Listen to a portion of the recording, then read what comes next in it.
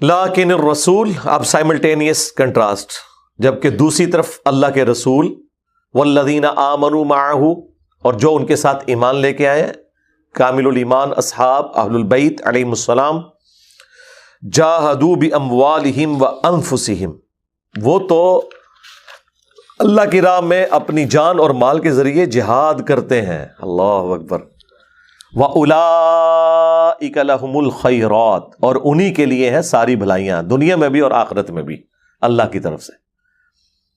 اب دیکھیں، ہونا تو چاہیے تھا یہاں پہ منافقین کے اگینسٹ صحابہ کرام کا ذکر ہوتا، اہل بیت کا ذکر ہوتا، لیکن آپ حیران ہوں گے کہ رسول اللہ کا ذکر بھی ہو رہا ہے۔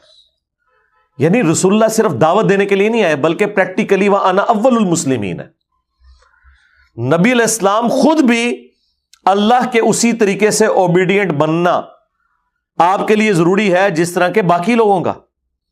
یہ نہیں کہ وہ صرف بتانے کے لیے آئے ہیں۔ اس سے یہ رزلٹ نکلا کہ لیڈر اس لیے نہیں ہوتا کہ لوگوں کو اچھی اچھی باتیں بتاتا ہے، لیڈر وہ ہوتا ہے جو فرنٹ سے لیڈ کرتا ہے۔ جو لیڈر کبھی زندگی میں بازار پیاز خریدنے، آلو خریدنے، ٹماٹر خریدنے گئے نہیں ہیں، جن کے گھروں میں کبھی بجلی ختم ہی نہیں ہوئی، آٹومیٹیکلی جنریٹر آن ہو جاتے ہیں، یو پی ایس لگے ہوئے ہیں، سولر سسٹم اتنے بڑے بڑے لگائے ہوئے ہیں، جن کے کام سارے ملازمین کرتے ہیں، وہ اگر یہ کہیں کہ ہمیں غریبوں کا درد ہے، اور جا کے وہ سیلاب زدگان یا زلزلہ زدگان کے خیموں میں جا کے اور اس طریقے سے دونوں ہاتھ اوپر کر کے اور لمبے لمبے بوٹ پہن کے تصویریں کھنچواتے ہیں، تو اللہ کے بندو یہ کس کے ساتھ دکھلاوا کر رہے ہو؟ تمہیں تو اس تکلیف کا اندازہ ہی نہیں ہے جو ایک غریب آدمی گزارتا ہے۔ لیکن دوسری طرف جو لیڈر ہوتا ہے نا، وہ یہ دیکھیں کہ غزوہ خندق کے موقع پر بھوک کی تکلیف سے بچنے کے لیے یہ ایک ٹوٹکا ہے کہ پیٹ کے ساتھ پتھر باندھا جاتا ہے کپڑے کے ساتھ نا، تو پیٹ کے اوپر جب تھوڑا سا وزن پڑتا ہے نا تو بھوک میں تھوڑا سا آرام آ جاتا ہے، خالی پیٹ جو آپ ہوتے ہیں، ٹھیک ہے۔ صحابہ کرام نے ایک ایک پتھر باندھے ہوئے ہیں، نبی علیہ السلام نے 2 پتھر باندھے ہوئے ہیں۔ یہ نہیں ہے کہ آپ کا کوئی رزق اس طریقے سے صحابہ نے سارا جمع کرا کے جی ہم اپنے لیڈر کو کھلائیں گے۔ نبی علیہ السلام سوال ہی نہیں پیدا ہوتا کہ خود کھا لیں اور آپ کے جو ساتھی ہیں وہ بھوکے رہ جائیں۔ جہاد اور قتال میں بھی جاتے تھے، ڈیوٹیاں جب بانٹی جاتی تھی نبی علیہ السلام اپنے ذمہ بھی ڈیوٹی لیتے تھے۔ اکثر جہاد اور قتال کے موقع پر یا سفر کے دوران رسول اللہ نے اپنے ذمہ یہ لیا ہوتا تھا کہ آگ جلانے کے لیے لکڑیاں میں چنوں گا۔ وہ والا کام لینا ہے کہ جو عام آدمی کرتے ہوئے تردد فیل کرے، یہ لیڈر کی نشانی ہوتی ہے۔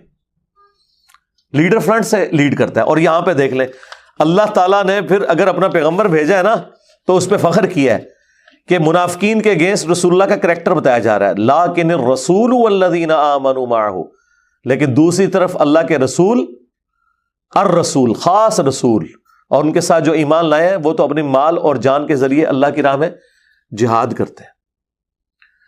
سیم یہی آیات کھل کے سورۃ الاحزاب میں آگے چل کے آئیں گی غزوہ خندق کے موقع پر، کیونکہ وہ سب سے مشکل غزوات میں سے ایک تھا۔ فاقہ تھا، کھانے پینے کا ایشو تھا، نیند پوری نہیں ہو رہی تھی، باہر جا نہیں سکتے تھے، خندق کھودی ہوئی تھی، دوسری طرف کافر بیٹھے ہوئے تھے، سخت سردیاں آ گئیں، ایون نمازیں اس میں قضا ہو گئیں سیکیورٹی ایشوز کی وجہ سے۔ اور وہاں پہ اللہ تعالیٰ فرما رہا ہے لقد کان لکم فی رسول اللہ اسوۃ حسنہ، بے شک رسول اللہ کی زندگی میں تمہارے لیے بہترین نمونہ ہے۔ ٹھیک ہے، نبی علیہ السلام نمونہ بنے ہیں کہ نبی علیہ السلام نے بھی غزوہ خندق کے موقع پر 2 پتھر اپنے پیٹ پہ باندھے ہوئے ہیں، آپ اس تکلیف سے گزر رہے ہیں۔ اب مجھے بتائیں، جب ٹیم لیڈر اتنا ڈیڈیکیٹڈ ہو تو جو اس کے مخلص ساتھی ہیں، کبھی ان کو وہم بھی آ سکتا ہے کہ ہم کسی غلط کاز کے لیے لگے ہوئے نہیں۔ یہ وجہ تھی کہ مختصر سی جماعت میں اتنی بجلی بھر دی گئی تھی رسول اللہ کی مبارک دعوت کی برکت سے، قرآن کی برکت سے، کہ انہوں نے رومنز اور پرشینز کو الٹ کے رکھ دیا۔ سرکار رومنز اور پرشینز کے جو فوجی تھے وہ تنخواہوں کے اگینسٹ اپنے ملک و قوم اور اپنے لیڈروں کے وفادار تھے، اور یہاں وہ تھے جو کہتے تھے ہم اپنا سب کچھ لٹا دیں گے اپنے لیڈر کے اوپر، کیونکہ ہم نے آخرت کمانی ہے۔ یہ وجہ تھی کہ وہ مختصر سی جماعت اتنی بڑی جماعتوں کے اوپر غالب آ جاتی تھی۔ وَأُولَٰئِكَ لَهُمُ الْخَيْرَاتُ، اور انہی کے لیے ہیں ساری بھلائیاں، وَأُولَٰئِكَ هُمُ الْمُفْلِحُونَ، اور وہی لوگ ہیں جو دراصل فلاح پانے والے ہیں۔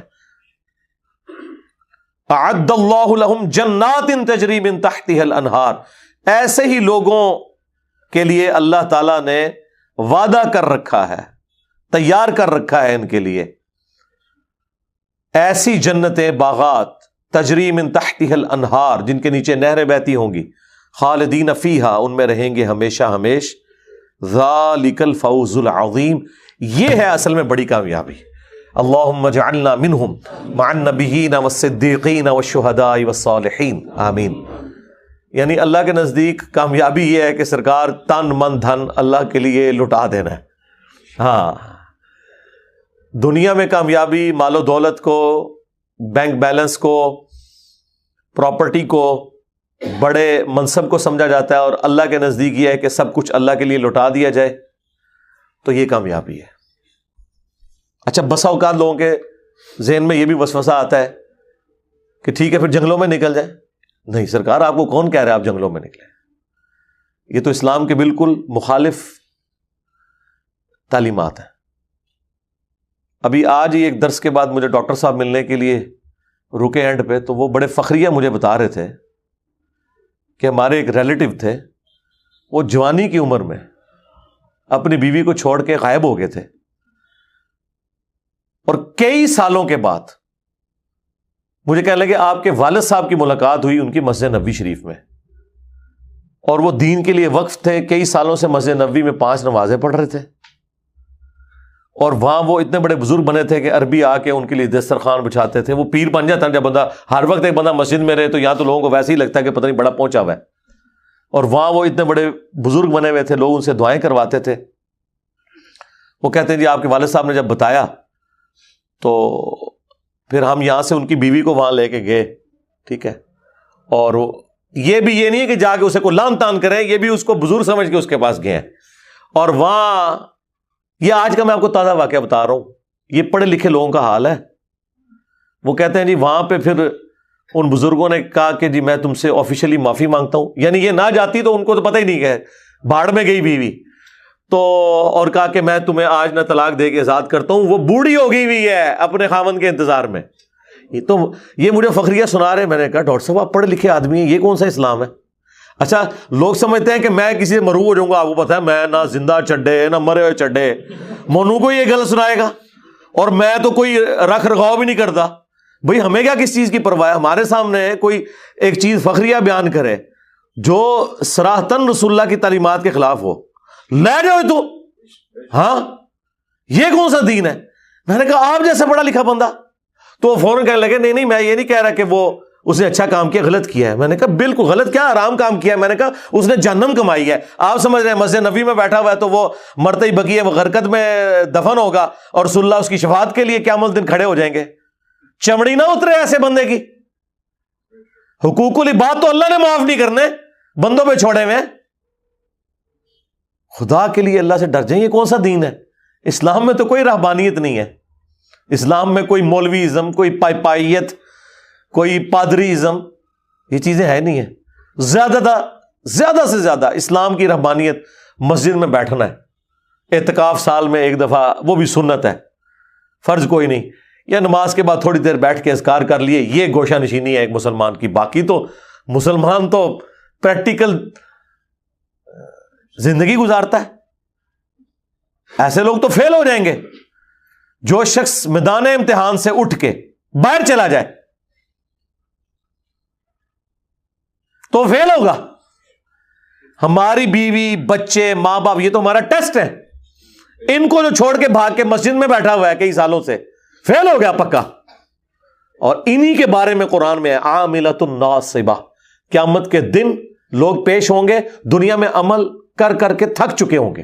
سیدنا عمر سے جب پوچھا گیا کہ یہ کون سے لوگ ہیں جو دنیا میں عمل کر کر کے تھک جائیں گے اور آخرت میں جہنم میں پھینک دیے جائیں گے، تو حضرت عمر نے کہا اس سے مراد وہ راہب ہیں یہود و نصارہ کے جو جنگلوں میں نکل گئے اور انہوں نے اپنے زوم میں اللہ کو منانے کا طریقہ یہ سمجھا اور اتنے اعمال کیے، لیکن عمل کر کر کے تھک گئے، آخرت میں جہنم میں جانا ہے انہوں نے، اور اسی کو ایکسٹراپولیٹ کر لیں۔ حضرت عمر کو تو نہیں پتا تھا کہ اس قوم نے بھی، اس امت نے بھی یہی کام ڈال لے ہیں۔ حضرت عمر کے زمانے میں تو جہاد اور قتال تھا، کسی نے سوچے نہیں تھا کہ صوفی بن کے بیٹھے گا۔ تو آج ہم حضرت عمر کی اس بات کو ایکسٹراپولیٹ کر سکتے ہیں کہ اگر وہ لوگ اپنے اپنے زمانوں میں، حالانکہ وقت کے پیغمبروں کے ماننے والے تھے، ان زمانوں کے وہ مسلمان تھے کیونکہ رسول اللہ کا تو انکار انہوں نے نہیں کیا ہوا تھا، اگر اس زمانے میں عاملۃ الناصبہ وہ تھے تو اس زمانے کے عاملۃ الناصبہ یہ لوگ ہیں، اور لوگ بڑے فخریہ بتا رہے ہوتے ہیں۔ یہ کوئی کامیابی نہیں میرے بھائی، کامیابی یہ ہے، لیکن سرکار یہ مشکل کام ہے، اپنی جان اور مال کے ذریعے اللہ کی راہ میں جہاد کرنا۔ اور اللہ کی راہ میں جہاد کیا ہے؟ کوشش، حقوق اللہ، حقوق العباد دونوں پورے کرنے۔ مسلمان کی تو پوری زندگی جہاد سے عبارت ہے۔